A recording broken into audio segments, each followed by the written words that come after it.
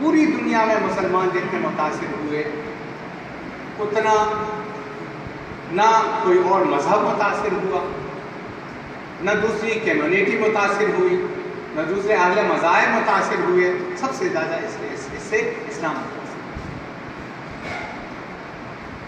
ہماری اجتماعیت ختم ہو کر رہ گئی۔ حرمین شریفین پہنچنا، وہاں پر عبادت کرنا ہر مسلمان کے لیے ایک بہت بڑی سعادت۔ پوری دنیا سے لوگوں نے پتہ نہیں کیا کیا تمنائیں، کیا کیا آرزوئیں تھیں، رمضان میں عمروں کے لیے، اس کے بعد حج کے لیے، لیکن دل پکڑ کر رہ گئے۔ اور حرمین شریفین کے اندر وہ عبادتیں نہیں ہو سکی، نہ طواف ہو سکا، نہ وہ دعائیں ہو سکی، حالانکہ وہ صرف ان دعائیں کرنے والوں اور عبادتیں کرنے والوں کے لیے نہیں بلکہ پورے عالم اسلام کے لیے وہاں کی عبادتیں، وہاں کی دعائیں وہ پورے عالم اسلام کے لیے تر و تازگی کا اور برکت کا باعث ہوتی ہیں، لیکن ہم اور آپ سب ان سے محروم ہیں۔ اسلام تو اجتماعی مذہب ہے اور ہم اجتماعیت میں رہتے ہیں اور اسی میں ہماری حیات ہے، اسی میں ہماری بقا ہے، لیکن ہماری اجتماعیت متاثر ہو گئی، ہماری نمازیں تک متاثر ہو گئی، ہمارے جمعے متاثر ہو گئے، ہمارے نکاح متاثر ہو گئے، ہماری غمی شادی متاثر ہو گئی۔ دوسرے لوگ اس سے اتنے متاثر اس لیے نہیں ہوئے کہ یورپ میں تو میاں بیوی کے درمیان کی ملاقات ہوتی ہے تو ہفتوں بعد کہیں ہوتی ہے، وہاں پر تو اجتماعیت ہے ہی نہیں، سب سے زیادہ ہم متاثر ہیں۔ اور پھر پاکستان میں ہم سب سے زیادہ ہمارے مدارس دینیہ، مراکز دینیہ، اسی طرح تبلیغی مراکز جو دینی معاہد تھے وہ متاثر ہیں۔ جماعتیں چلنا بند ہو گئی، مراکز کے اندر ہفتہ وار اجتماعات اور رابط کے بڑے بڑے اجتماعات متاثر ہو کر رہ گئے، ہمارے مدارس بند ہو گئے، جہاں سے قرآن کی آوازیں اٹھتی تھیں، جہاں سے قال اللہ قال رسول کی آوازیں اٹھتی تھیں، اور وہ صرف پڑھنے والوں کے لیے نہیں بلکہ پورے معاشرے کے لیے، پورے ملک کے لیے وہ باعث برکت تھی، وہ آوازیں خاموش ہو گئی۔ ہماری رمضان کی عبادتیں، اعتکاف، یہ سب چیزیں متاثر ہو کر گئی۔ اس لیے میں یہ کہتا ہوں کہ اس کورونا وائرس سے اگر امریکہ میں اموات بہت ہوئی ہوں، اٹلی میں اموات بہت ہوئی ہوں، اس سے اگر اسپین میں اموات بہت ہوئی ہوں، دوسرے ممالک میں اموات بہت ہوئی ہوں، بے شک ہوئی ہوں گی، لیکن جتنا اسلام اس سے متاثر ہوا، جتنا ہم مسلمان اس سے متاثر ہوئے، جتنا دینی مراکز اور دینی مدارس اس سے متاثر ہوئے اور دینی تحریکات جتنی اس سے متاثر ہوئیں، اس سے بڑا نقصان کسی اور مذہب والوں کا، کسی اور جو ہے وہ ملت والوں کا اور کسی اور ملک والوں کا نہیں۔ اچھا، ہماری حکومت نے اس سلسلے میں پابندیاں عائد کی اور احتیاطی تدابیر اختیار کی۔ میں یہ سمجھتا ہوں کہ حکومت کے ساتھ جتنا تعاون ہماری دینی جماعتوں نے کیا، ہماری دینی تنظیمات نے کیا، ہمارے علماء کرام نے کیا، ہمارے دینی طبقات نے کیا، اتنا تعاون کسی اور نے نہیں کیا۔ ہمارے 4 لاکھ طلباء کے امتحانات معطل ہو، مدارس ہم نے بند کر دیے، ہم نے احتیاطی تدابیر کے حوالے سے بیانات جاری کیے، فتوے جاری ہوئے۔ میں یہ سمجھتا ہوں کہ اگر علماء کا تعاون نہ ہوتا، دینی جماعتوں کا تعاون نہ ہوتا، تو حکومت ان احتیاطی تدابیر پر عمل کرانے میں کامیاب کبھی بھی نہیں ہو سکتی، بالکل نہیں ہو سکتی۔ یہ الحمدللہ علماء کرام کا تعاون، ان کے بیانات، ان کے فتاوی، ان کی برکت ہے، لیکن بدقسمتی سے جس طرح ہماری حکومتوں کا وتیرہ رہا ہے دین دشمنی کا، جس طبقے نے سب سے زیادہ تعاون کیا، ہماری میڈیا نے، ہماری حکومت نے اسی طبقے کو سب سے زیادہ بدنام کرنے کی کوشش کی۔ تبلیغی جماعت کے ساتھ کیا ہوا آپ سمجھ رہے ہیں، اس کو دہرانے کی ضرورت نہیں۔ مساجد پر کیا کیا پابندیاں، بلا جواز پابندیاں عائد ہوئی، آپ حضرات کہہ رہے ہیں۔ اچھا، اب یہ ہے کہ 5 سے زیادہ لوگ جماعت میں شریک نہیں ہوں گے۔ اچھا، شریک ہوں گے تو امام صاحب پر پرچہ کٹے گا، امام صاحب کو پکڑ لیا جائے گا۔ ہم نے اس پر احتجاج کیا، الحمدللہ ایک بہت بڑے اجلاس میں نے ان سے یہ عرض کی، ہمارے یہ کام نہیں ہے، آپ اپنی ذمہ داری ہمارے اوپر نہ ڈالیں، ہم سپاہی نہیں ہیں۔ امام کا یہ کام نہیں ہے کہ وہ گیٹ پر کھڑا ہو، امام کا کام تو محراب میں کھڑا ہوگا۔ اب امام نماز پڑھا رہا ہے اور جب وہ نماز شروع کر رہا ہے اس کے پیچھے 5 آدمی ہیں، وہ سلام پھیر رہا ہے اس کے پیچھے 20 آدمی ہیں، اس میں امام کے کیا قصور ہے؟ امام محراب میں کھڑا ہوگا یا گیٹ میں جا کر کھڑا ہوگا؟ میں نے پولیس افسران کے اس اجلاس میں یہ کہا کہ یہ آپ کی ذمہ داری ہے، ہماری ذمہ داری نہیں۔ ہماری ذمہ داری آگاہی تھی، وہ ہم نے کر دی۔ ہماری ذمہ داری اس سلسلے میں قوم کو اعتماد میں لینا تھا، وہ ہم نے لے لی۔ جواز کے فتوے دینے تھے، وہ ہم نے دے دیے۔ اب مساجد سے لوگوں کو روکنا کہ جی اتنے آدمی آئیں گے، اس سے زیادہ نہیں آئیں گے، یہ ہمارا کام نہیں، یہ خطباء کا اور علماء کا کام نہیں ہے۔ آپ اپنی ذمہ داری ہمارے اوپر نہ ڈالیں، یہ اس کا وقت نہیں ہے، آپ اپنا کام کریں، ہم اپنا کام کریں۔ لیکن بہرحال میں یہ سمجھتا ہوں کہ حکومت نے علماء کے اس تعاون کا، بھرپور تعاون کا مثبت اور مناسب جواب دی۔ دینی طبقات کے ساتھ اور مدارس کے ساتھ اور علماء کے ساتھ حکومتوں کا، ریاستی اداروں کا وہ رویہ، وہ وہی مخاصمانہ رہا، دشمنی والا رہا، بدنام کرنے والا رہا، جس طرح ان کا وتیرہ ہے انہوں نے کیا۔ لیکن اس کے باوجود الحمدللہ علماء کرام اشتعال میں نہیں آئے، اور اس نازع وقت کے اندر علماء کرام نے بہت زیادہ سنجیدگی کا مظاہرہ فرمایا، بہت زیادہ صبر اور تحمل کا مظاہرہ فرمایا، اور اب تک وہ سلسلہ ہے۔ لیکن کرونا وائرس کا مسئلہ یہ ہے کہ اس کے باوجود آپ کو معلوم ہے کہ حکومت کی طرف سے پابندیاں نرم ہوئی، اور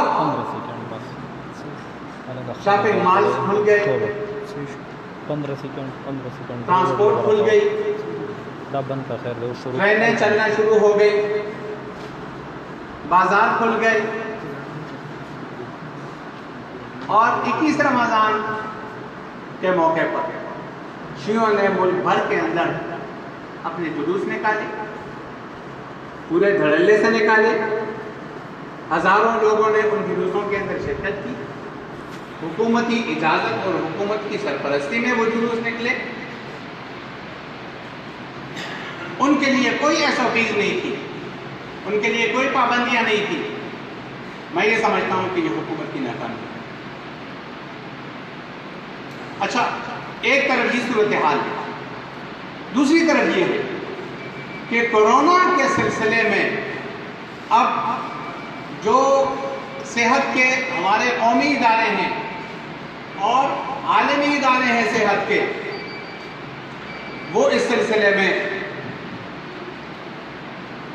یہ بیانات دے رہے ہیں کہ کورونا جلد ختم ہونے والی بیماری نہیں ہے، 15 سیکنڈ بلکہ اس طرح کے بیانات آ رہے ہیں کہ کورونا کے ساتھ ہمیں زندگی گزارنی پڑے گی۔ اللہ تبارک و تعالیٰ اس وبا کو ختم کر دے، اللہ اٹھا دے، اور اللہ تبارک و تعالیٰ ان وباؤں سے ہمیں اور آپ سب کو، پوری انسانیت کو محفوظ فرما دے۔ ہماری دعا یہی ہے۔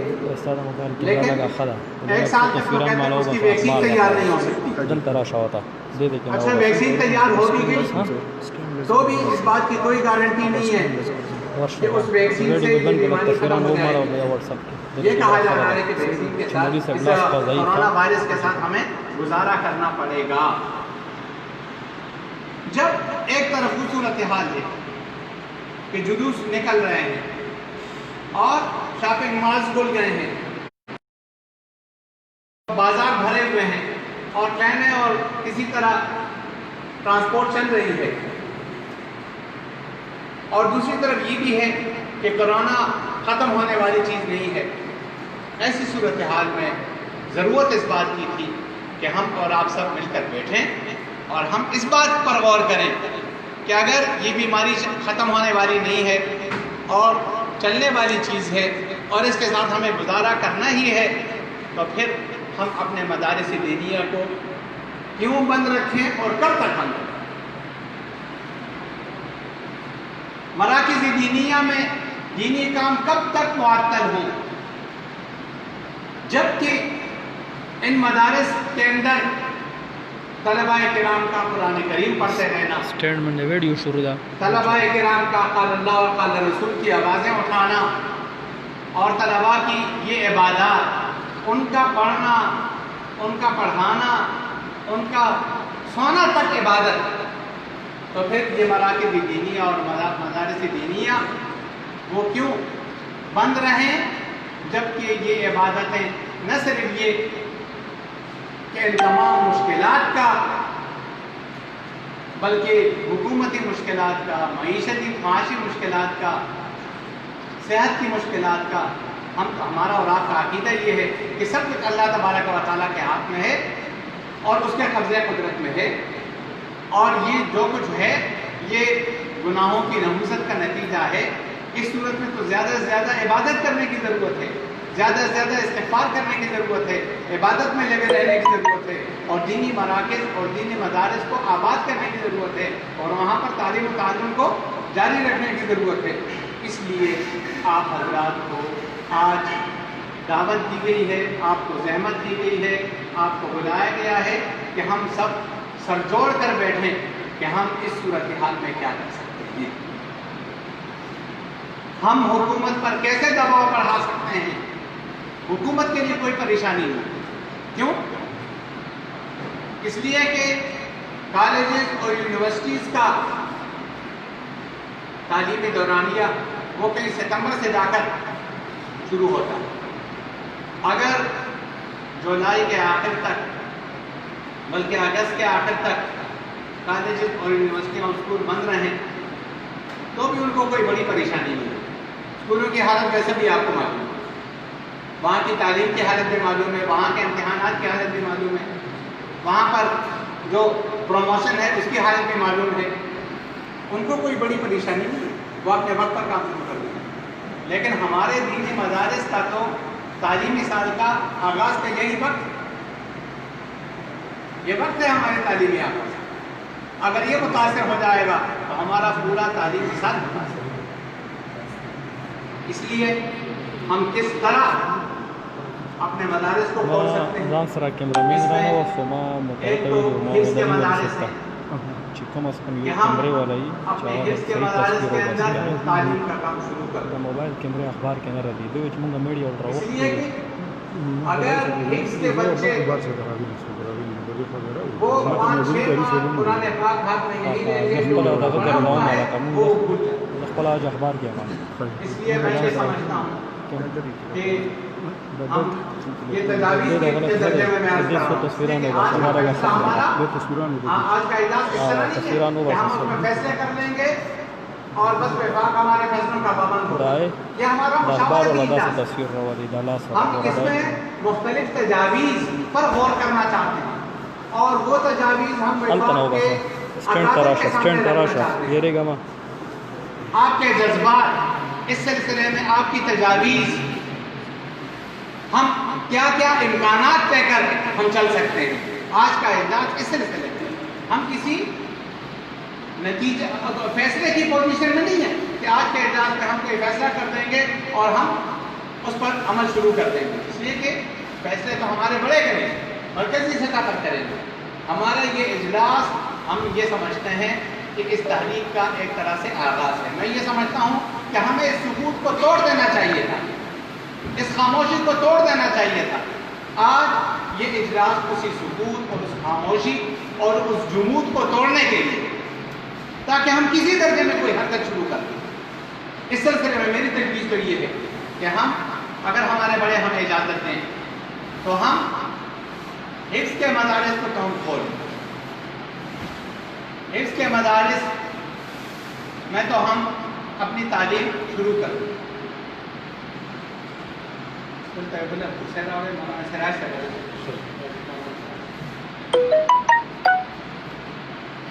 میری تجویز یہ ہے، اور اس میں ہم احتیاط ضرور کریں، ہم طلباء کو فاصلوں پر بٹھا دیں۔ ایک کلاس میں اگر ہم 20 25 30 بچے بٹھاتے ہیں اور وہاں پر بھیڑ بنتی ہے تو ہم ان کو تقسیم کر دیں، 2 الگ الگ کلاسوں میں بٹھا دیں، مسجد میں بٹھا دیں، فاصلے سے بٹھا دیں، 3 فٹ 5 فٹ 6 فٹ کے فاصلے سے بٹھا دیں۔ ایک جگہ استاد بیٹھے، دوسری جگہ کوئی بڑا طالب علم بیٹھے اور استاد ان کی نگرانی کرتا رہے۔ میں یہ سمجھتا ہوں، میری تجویز تو یہ، اور اس کی برکات ہوں گی۔ جب یہ قرآن کی آوازیں اٹھیں گی تو اس کی برکات انشاءاللہ تعالی پورے ملک پر اس کی برکات انشاءاللہ تعالی یہ برکات ختم کیا جا ختم۔ حفظ کی تعلیم کو ہمیں اس طرح سے، میری تجویز یہ ہے، اور ہم اپنے بڑوں کی خدمت میں عرض کریں گے کہ وہ ہمیں اجازت دیں، اس لیے کہ شیعوں نے اجازت لے کر جلوس نہیں نکالا۔ ہم حتی الوسع حکومتی SOPs، میں یہ نہیں کہتا کہ ہم بغاوت کریں، ہم حکومتی SOPs کی رعایت کر کے اپنے مدارس کے اندر تعلیم شروع کریں، تاکہ ہم پر کوئی انگلی نہ اٹھے۔ اس لیے کہ ہمارے اوپر بچوں کے والدین کی طرف سے بھی دباؤ، ایک طرف سے حکومت کی پابندیاں ہیں، لیکن دوسری طرف سے ہمارے مدارس کے اندر پڑھنے والے جو بچے ہیں ان کے والدین ہم سے پوچھ رہے ہیں کہ ہمارے بچوں کا مستقبل کیا ہے، ہمارے بچے قرآن حفظ کر رہے ہیں، ہمارے بچوں نے وفاق کے امتحان کی تیاری کی ہے، اچھا فلاں درجے تک میرا بچہ پہنچ گیا ہے، فلاں درجے کا امتحان اس نے دینا تھا، اب کیا صورتحال ہے، مدرسے کب کھلیں گے، امتحانات کب ہوں گے، تعلیمی سال کب شروع ہوگا۔ ہمارے اوپر طلباء کی طرف سے بھی دباؤ ہے، طلباء کے سرپرستوں اور والدین کی طرف سے بھی دباؤ ہے، اور ہمارے لیے مشکل یہ ہے کہ اگر ہم نے اس وقت اپنی تعلیم کا آغاز نہیں کیا تو ہمارا پورا تعلیمی سال اس سے متاثر ہوگا۔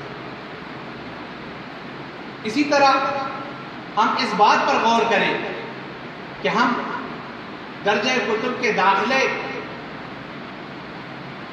کب سے شروع کر سکتے ہیں،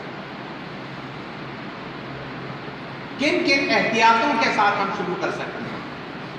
حکومتی SOPs پر عمل کرتے ہوئے ہم اگر داخلوں کا آغاز کرتے ہیں، اگر مدرسوں کے اندر اس بات کا امکان ہے، ہم ان امکانات پر بھی غور کر لیں کہ آیا آن لائن ہم داخلے کر سکتے ہیں یا نہیں کر سکتے۔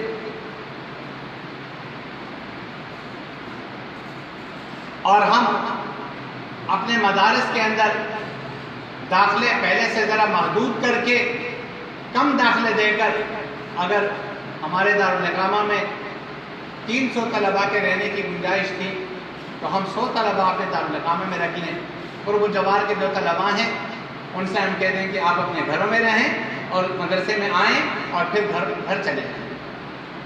درسگاہوں میں بھی ہم حتی الوسع کوشش اس بات کی کریں، لیکن ہم اپنی تعلیم کا کسی درجے میں یہ سمجھتا ہوں کہ کوشش کریں کہ ہم آغاز کریں۔ تو ان امکانات پر بھی آپ حضرات نے غور کرنا ہے۔ دوسری بات، اہم مسئلہ وفاق کے امتحانات کا۔ کہ وفاق کے امتحانات کا ہم کیا کریں؟ جو معطل ہیں، جو ملتوی ہیں، ہم کیا کر سکتے ہیں؟ سینٹروں میں جوابی کاپیاں پہنچی ہوئی ہیں، ڈیوٹیاں لگی ہوئی ہیں، پرچے چھپ چکے ہیں، اس پر بھی ہم غور کر لیں، ان امکانات پر۔ آیا ہم تمام کے تمام درجات کا امتحان لیں جس طرح کہ اس سے پہلے ہوتا رہا؟ ایک میں مشکلات ہیں تو دوسری صورت پھر یہ ہے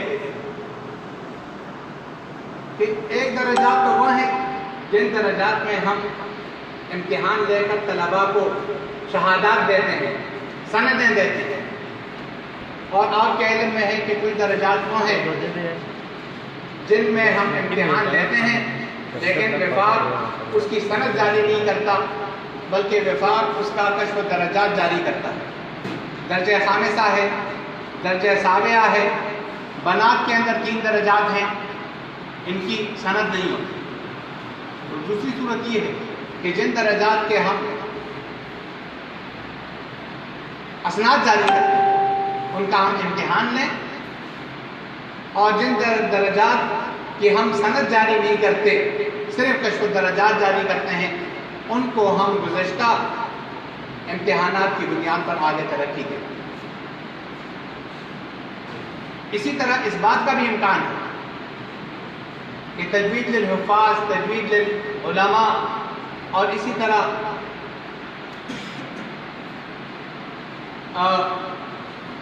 جو ہمارا کورس ہے اس کا دراسات دینیہ کا، اس پر اگلے درجات میں داخلہ کہیں موقوف نہیں، ہم ان کے امتحانات بھی ہم نہ لیں۔ حفظ کے امتحانات تو کافی حد تک ہو چکے ہیں، بہت کم باقی ہیں، وہ بھی ہم لے لیں گے، اس میں کوئی مسئلہ نہیں۔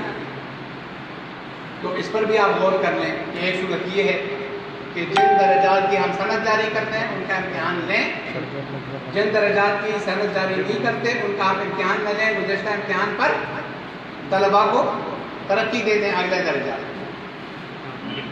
اچھا، پھر جن درجات کا ہم ان کی سند جاری کرتے ہیں، درجہ ثانیہ ہے، خاصہ ہے، عالیہ ہے، عالمیہ ہے، طالب طلب آواز کا، اسی طرح بنات کے 3 درجات ہوتے ہیں، تو ہم ان کا امتحان لیں طالب دے دے تو ہم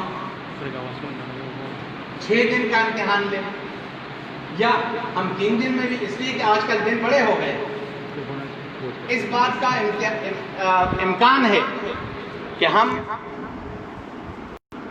امتحانات لے لیں اس طرح کہ سبق